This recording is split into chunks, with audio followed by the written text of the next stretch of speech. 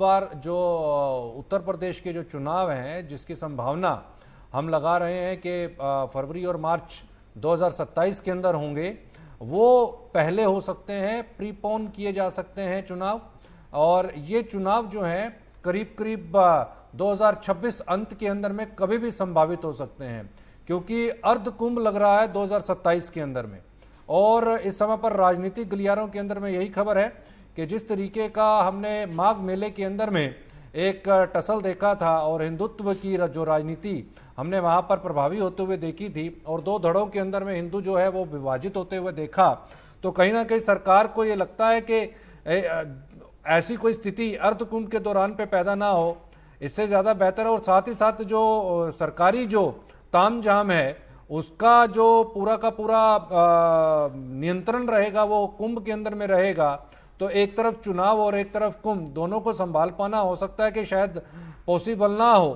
तो इस वजह से इलेक्शंस जो हैं उत्तर प्रदेश के और साथ ही अन्य राज्यों के जिसमें पंजाब भी शामिल है, तो हो सकता है कि उनकी जो तारीखें हैं 2026 के अंदर ही कभी भी अनाउंस हो जाएं और 2026 के अंदर में वो चुनाव घोषित हो सकते हैं, ऐसी संभावनाएं निकल करके आ रही हैं। तो ऐसे में क्या आपको लगता है जो एग्री कमोडिटीज हैं उसके अंदर में तेजी किसी भी कीमत में सरकार बर्दाश्त कर पाएगी?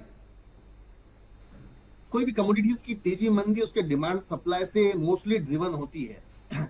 एक हद तक आप कंट्रोल जरूर कर सकते हो, आप एक्सपोर्ट बैन कर सकते हो, आप स्टॉक लिमिट लगा सकते हो, लेकिन अगर माल की मिल्कत ही कम होगी या उनके बफर स्टॉक्स ही कम होंगे या उनके इन्वेंट्रीज कम अगर होगी, डिमांड सप्लाई में डेफिसिट होगा, गैप होगा, तो वो कमोडिटीज की तेजी निश्चित ही है।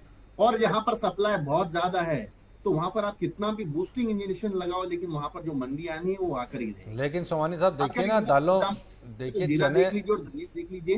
हाँ जीरे में इन्वेंट्रीज कैरी फॉरवर्ड स्टॉक बहुत है और साथ ही साथ एक्सपोर्ट भी नहीं हो रहा है, तो हाँ जीरा गिरता जा रहा है। धनिया में इन्वेंट्रीज कम है, फसल कमजोर है, डिमांड बहुत शानदार है, तो वो स्टेबल है। हाँ। तो यानी कि आपको धनिया ज़्यादा बेटर नज़र आता है और जीरे के अंदर में लगता है कि एक और दबाव बनेगा, जी जो मुझे आपकी बात से समझ में आया।